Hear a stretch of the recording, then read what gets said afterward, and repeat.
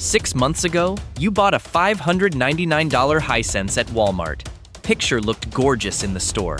Reviews called it a steal. You got it home, got it mounted, and for a while, it was great. Then came the vertical lines. Dark banding down the left side of the screen. You call customer service. You're on hold for 47 minutes. The rep tells you the panel has a cosmetic defect, and since there's no physical damage claim, you're outside the return window. Good luck. Here's what they didn't tell you at checkout. Not all TV brands fail at the same rate. Sony loses roughly 3% of units within 5 years. Hisense? Try closer to 20%. That's not bad luck. That's engineering, quality control, and whether a company actually stands behind what it sells. That's the difference between a TV that lasts a decade and one that becomes a $599 paperweight before your couch cushions have broken in.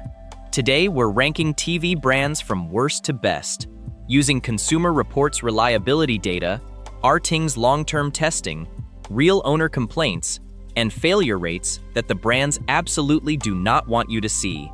Let's get into it. Number 12. Westinghouse. The bargain bin disaster. Let's start at the bottom.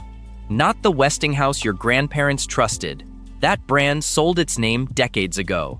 What you're buying today is a zombie brand, slapped on TVs manufactured by whoever bids lowest that quarter. Consumer Reports gives Westinghouse a poor reliability rating. That means these TVs fail so often that CR won't recommend them at any price point. The most common failure? Backlight strips dying within the first year. The LED arrays used in these panels are so cheaply sourced that a single failed LED can kill the entire backlight, and replacement parts are basically non-existent because Westinghouse doesn't maintain a parts supply chain. The 43-inch Westinghouse WA43UFX sells for $179 at Walmart. Sounds like a deal.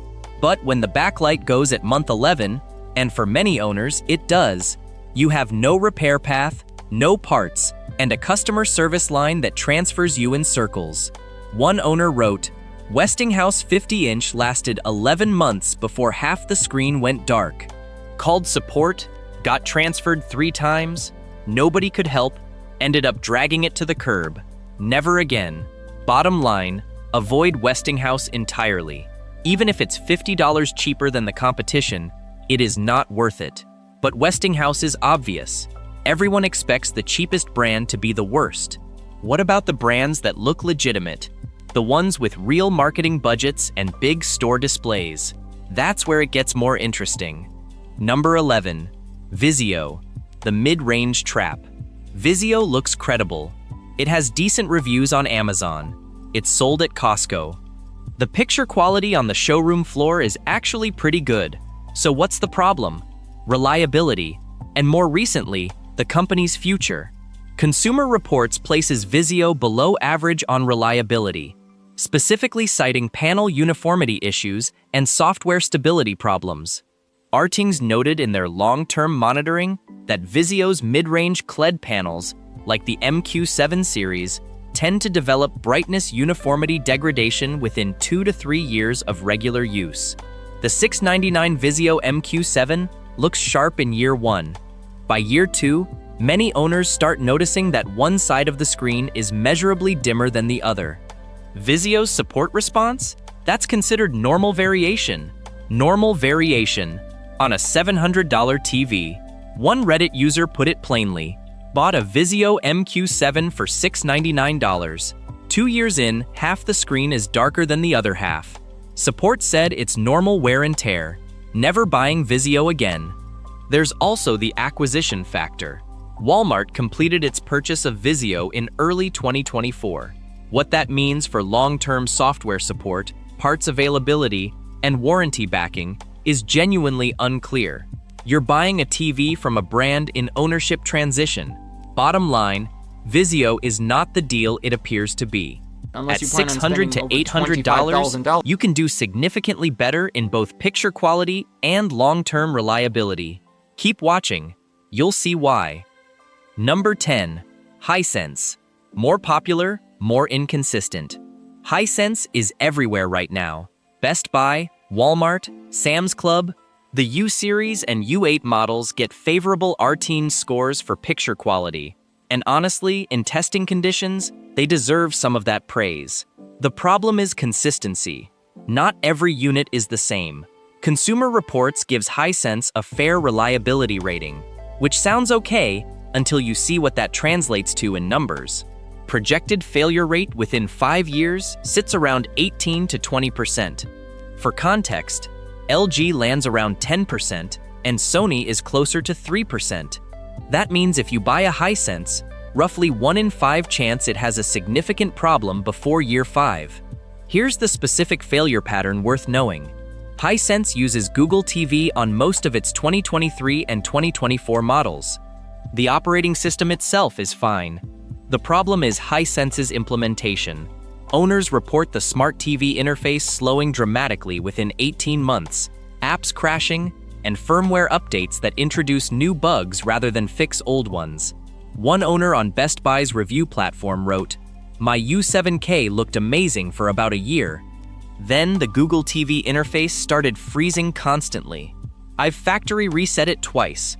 Now I just use a Fire Stick plugged into the side because the built-in software is unusable. I paid $649 for a smart TV, and I'm using a $30 stick. You paid for a smart TV. You're running a streaming stick. That's the real ownership experience." Bottom line, Hisense is a high-risk, medium-reward option. The picture can be excellent, but that 1 in 5 failure rate means you're gambling, not buying. If you need to spend under $500, TCL is a safer bet. Which brings us there next. Number 9. TCL. Better than you'd expect, but not without issues. TCL has improved dramatically in the last 4 years. Their 6 Series and QM8 lines genuinely compete with mid-range Sony and Samsung on picture quality. RTA Jings has given the QM8 high marks for mini LED performance at its price point. Consumer Reports places TCL at average reliability. Better than Hisense, worse than the premium tier. Estimated 5-year failure rate is around 14%. The specific weakness with TCL isn't the panel, it's Roku TV. Roku is clean, fast, and genuinely user-friendly. But TCL's customer support infrastructure is thin. If something goes wrong with the hardware after the return window closes, getting a resolution is slow and frustrating. One owner wrote, "TCL 65-inch 6 Series died 13 months in, 1 month outside warranty. Backlight failure. TCL customer service was polite but completely useless. Offered me a discount on a new purchase.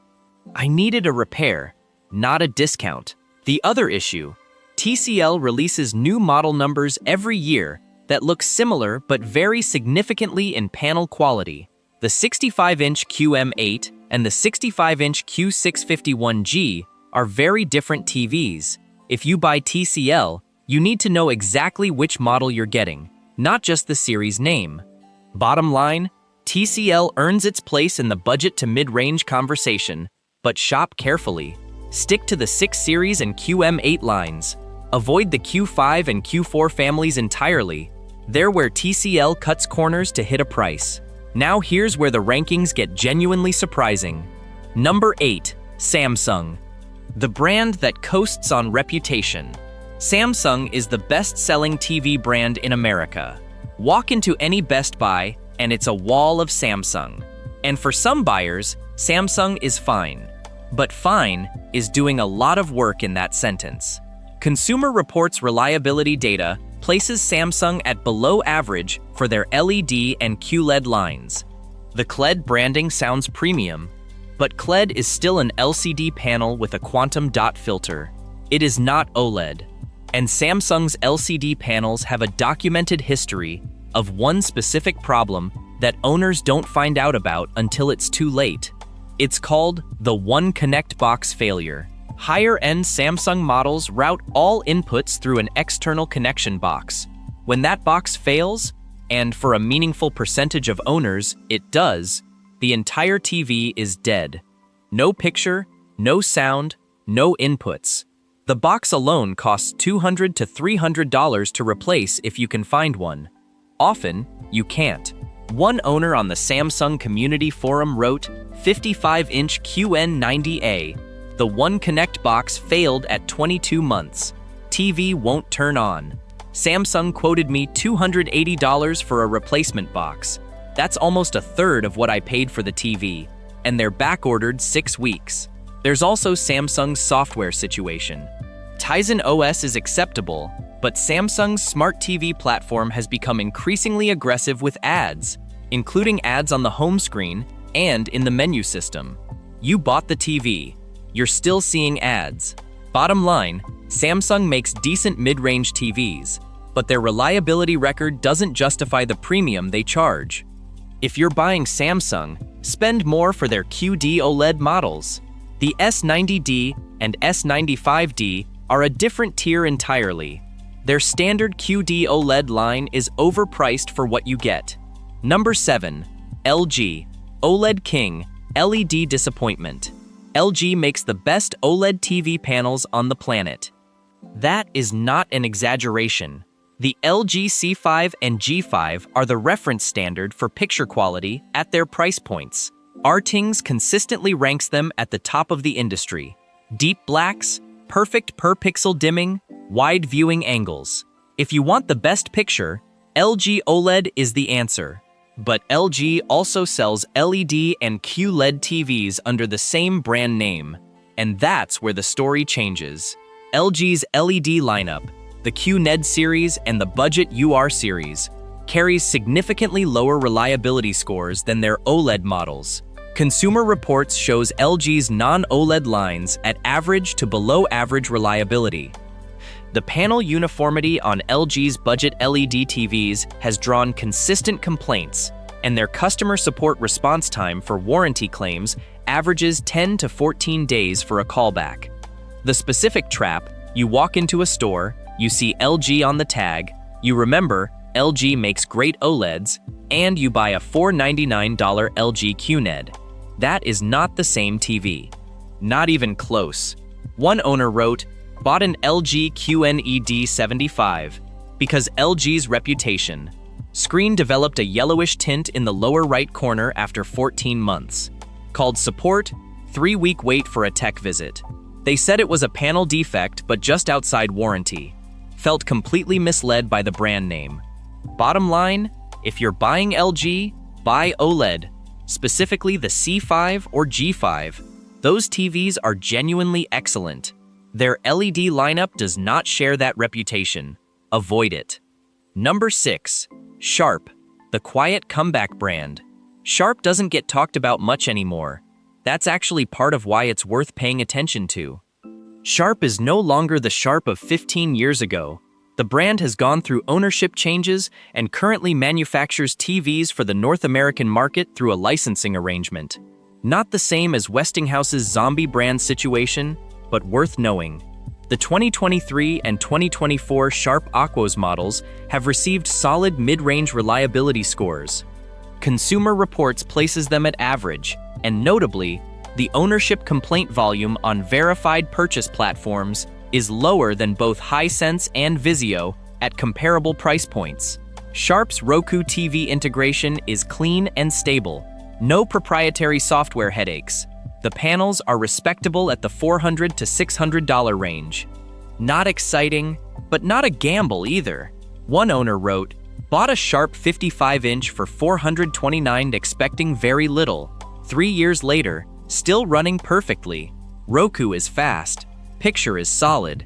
Nothing fancy, but nothing broken either. I'd buy it again. The downside, Sharp doesn't compete at the high end. Above $700, you have better options, and their premium mini LED lineup is thin. Limited model availability means limited choices if you want to spec up. Bottom line, Sharp is a reasonable option in the $350 to $600 range for viewers who don't need top-tier picture quality and just want a reliable TV that works. Not the most exciting buy, but reliability often isn't. Number 5. Philips, the hidden import. Philips TVs aren't widely available in the US, but if you find one, through Costco, through an import retailer, or in a market where they're more common, they deserve serious consideration. Philips TVs for North America are now manufactured by Funai, the same company that produces the OEM panels for several other mid-tier brands. But Philips's quality control processes have historically been tighter, and their EU reliability data from consumer organizations shows above-average longevity. The Ambilight feature, the backlighting system that projects the on-screen colors onto the surrounding wall, is genuinely useful for eye strain reduction during long viewing sessions. It sounds like a gimmick. Owners consistently report it's not. The main issue: limited US warranty support infrastructure. If something goes wrong and you bought through a gray market or import channel, getting a repair covered is complicated. Buy from an authorized retailer or skip this one. Bottom line, Philips is worth considering if you can find them through authorized channels. Above-average reliability, strong EU track record, and the Ambilight feature is legitimately good. Just make sure you're buying from a retailer with clear warranty coverage. Number 4. Panasonic, the sleeper pick. Panasonic has almost no brand recognition in the US TV market anymore. Walk into Best Buy, you won't find them on the floor. That's not because they're bad, it's because they pulled back from mass market retail. What they've focused on instead, professional-grade panel quality for the Japanese and European markets, with premium OLED models that rival LG's best. The Panasonic Z95A and MZ2000 OLEDs have received some of the highest RTA etchings image quality scores ever recorded for OLED TVs. Color accuracy, motion handling, and black level uniformity are exceptional.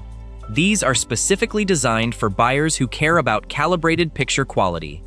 And reliability?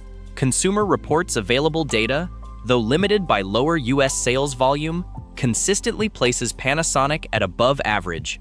Their 5-year estimated failure rate sits around 7 to 8%. Better than Samsung, better than Hisense, competitive with Sony. One AV enthusiast on Reddit put it this way: "I've had my Panasonic OLED for 3 years. Not one issue. I ran calibration on it out of the box and it stayed within 2 delta E of reference ever since. It's the best TV I've ever owned." The fact that nobody talks about it is wild. The catch: availability and price. Panasonic OLEDs sell for $1,200 to $2,500 plus, and you often have to find them through specialty AV retailers rather than big box stores. Bottom line, Panasonic is the serious buyer's OLED. If picture accuracy matters to you and you're willing to do the legwork to find one, this is a genuinely outstanding pick. For everyone else, the next 2 brands are more practical.